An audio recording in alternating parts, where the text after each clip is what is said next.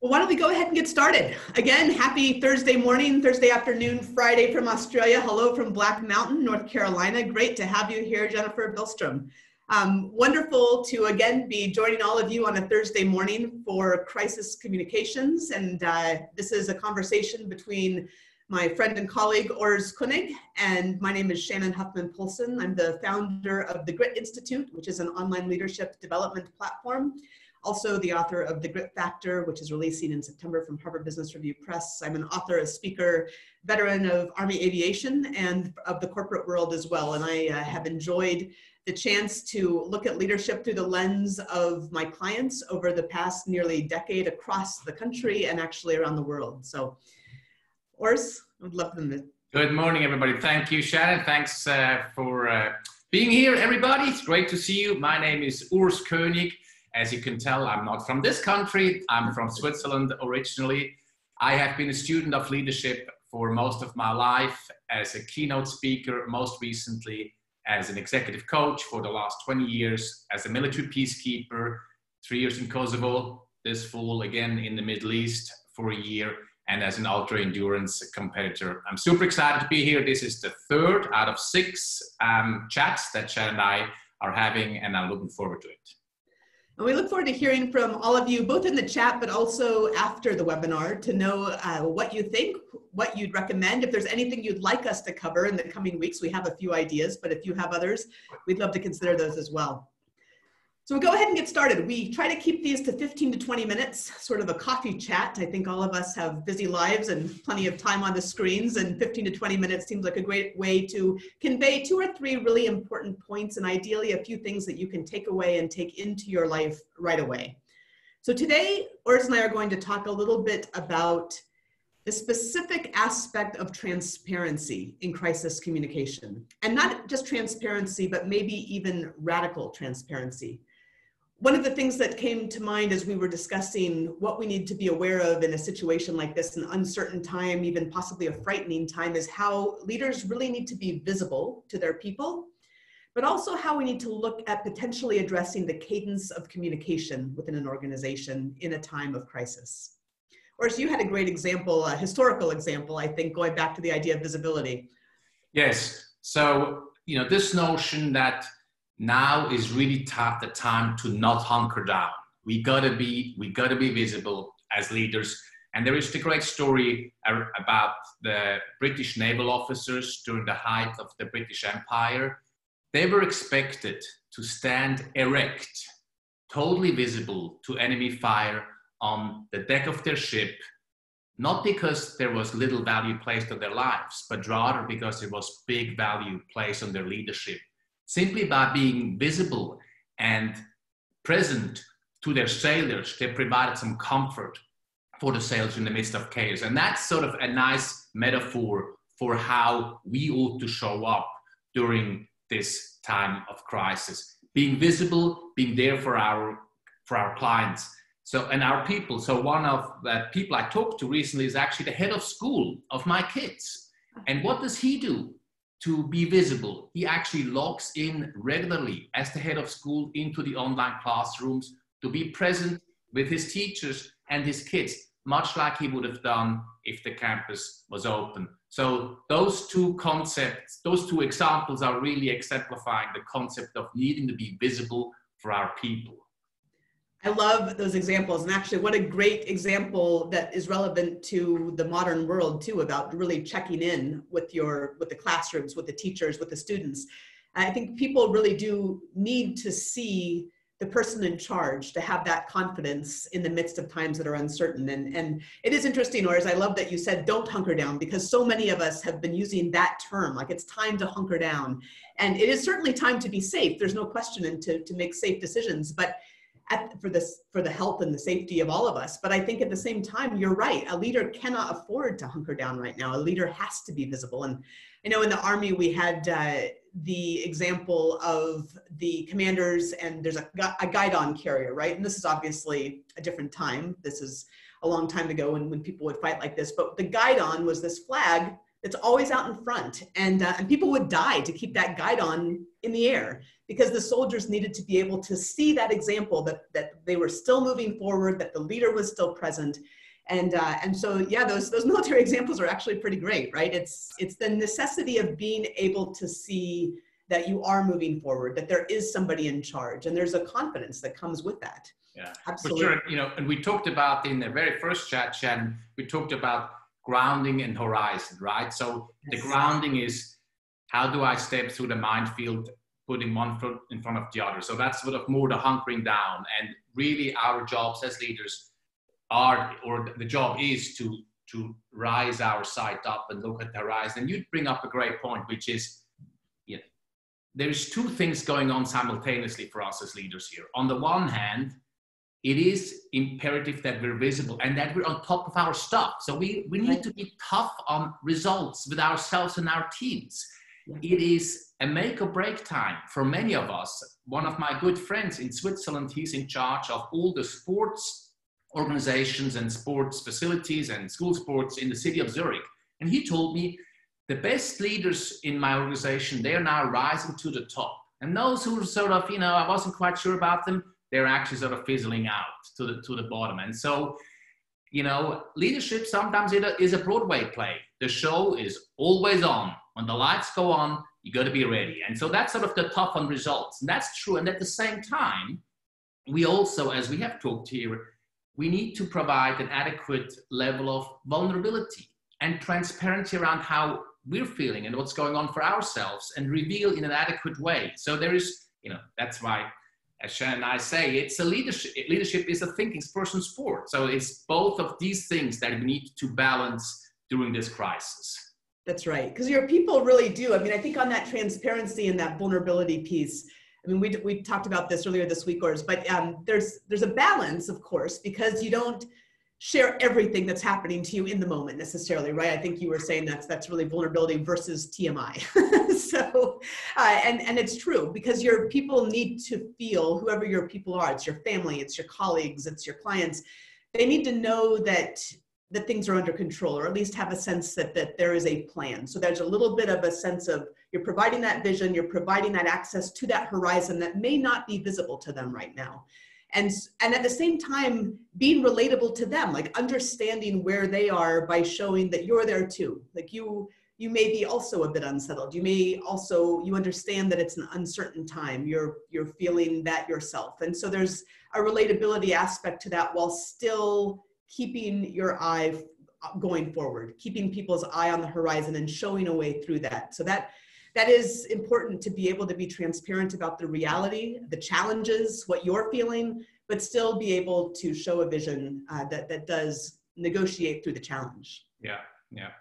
And Shannon, we have a question on the chat, not talking about the name here, but then I need to put my glasses on to read this. So what can we do as mid-level leaders to help ourselves and our colleagues to open up the line of communication?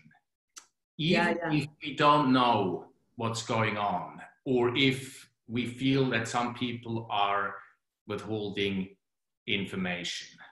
Shannon, any thoughts? Well, I mean, one of the things, and this would obviously depend on the organizational structure for sure, I think that one thing could be to, colleagues that are holding information, the leadership to open the line of communication. I think in terms of the colleagues, I almost wonder, again, depending on the structure and your position, I wonder if there's a way to yourself hold some regular updates with like team updates or team check-ins, and say, hey, I want to start scheduling a team check-in. And this is kind of what I understand is going on. What do you understand is going on? And then I would maybe even make a request to the leadership to do something similar. And the request may or may not be, as we have found in various examples in our own community here, may or may not be responded to in the way that you hoped, but almost leading the way yourself. And I like to say that you can lead from any seat, right? It doesn't matter if you're the janitor, it doesn't matter if you're the administrative assistant, you can lead from any seat. And so I would suggest thinking of some way to even have a casual weekly check-in. And you could maybe address it by saying, it would be nice for us to all get together once a week and just have a time to chat, and then try to maybe quietly structure that. I guess that's not being radically transparent up front, but I think it would be moving towards that transparency in the long run. And again, it really depends on the organization. But. Right, and I like the set structure around how we communicate. So there is a reason why politicians do the daily briefing. Even if there's nothing new to report, for us as the audience, for our people to know that there is a briefing coming up and they will communicate whatever they know at that point, that gives us a certain level of comfort. You know, and I'd like to tell my clients, book more meetings that you're comfortable right now. Send more email updates than you think are necessary. You can always scale down. So I really feel what you're talking about, Shannon, is to lead by example, to demonstrate within your team, within your universe, yes, what can be done in terms of open and transparent communication. And yes, then, you know, lead from any seat, as Shannon is saying, sideways and up, and use your influence to push radical transparency through the organization. Yeah, and it is a hard thing. I don't want to presume at all that it's easy. I know the follow-up comment was it's a very large organization, lots of different meetings, but many people don't necessarily know all their new responsibilities in the midst of potential restructuring. So, and for there, I'd recommend, in terms of managing up on that transparency and that communication, is going to whoever it is that you report to and saying, hey, I'm not entirely clear about this. Could you help to clarify? And if you have people reporting to you that also have new responsibilities more in a matrix sort of organization, for example, saying, you know, I need to know how to clarify these specifics for my team, and really going respectfully and seeking out that information. I think that's part of the leadership in a matrixed organization. It's less military, right, where it's more directive.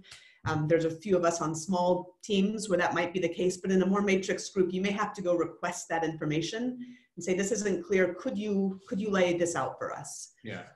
If you're at the receiving end of this, if people come to you, there's one point I think which is a very important thing to emphasize. If we don't know, if we truly don't know, we say so. You know, yes, we can always recover from mistakes. We can never recover from a loss of credibility. And the worst we can do is to pretend we know more than we actually do. And so that is a certain, you know, I almost want to say maturity we need to have as a leader to actually be comfortable enough to say that I don't know. I don't have the answer to this. That's a really important point, Urs. And actually, in terms of this concept of radical transparency, maybe almost the most important is to be able to be honest about where you are, especially if you're not the one in charge. And actually, even if you are the one in charge, to maybe admit, like, we don't know exactly the way through this right now. This is what we're working on in the intermediate term, but we don't necessarily know the long game, but we're going to stay in touch with you to let you know how things are continuing to change. Again, the specifics of that communication will change as you go along, but you're right. You do have to be willing to admit when you don't know. And that is a very hard thing for a number of us to do when we've had experience under our belts and feel like we should be able to have the answer. And most people don't have the answer right now. That's just the reality of it, right? But you know, one of the things that, going back to this grounding and horizon concept, is it is so important to be able to really be focused on the reality of the circumstances today, which are changing constantly, which is why we'll come to the next point, which is the cadence of communication as well. It's changing constantly, and yet we have to understand what's happening now, be realistic about what's happening now, be realistic about our fears or our uncertainties, and yet still show the way through, right? And to do that, maybe that is a good seg, just in the interest of our 15 to 20 minute time together, to talk about that cadence of communication, Urs, because I know many of us may have had meetings set up on a certain cadence before, and now we're in a very different time and communicating in a different way. So how do you think about that in a time of crisis? So, you know, I really think it's virtually impossible to over-communicate. I mean, this isn't rocket science, right? We all sort of intuitively understand that. It's impossible to over-communicate. And so I think one thing we all ought to do as leaders is to look at our meeting cadence, our one-on-ones, our department meetings, our all-hands, town halls, whatever you want to call them, and really ratcheting it up and thinking about how can I increase the frequency and make them brief, make them more frequent, make them brief in similar how we do this this morning. So that is something that we all ought to look at as an organization. It can't be that we are doing the same cadence with our meetings now than we used 2-3 months ago.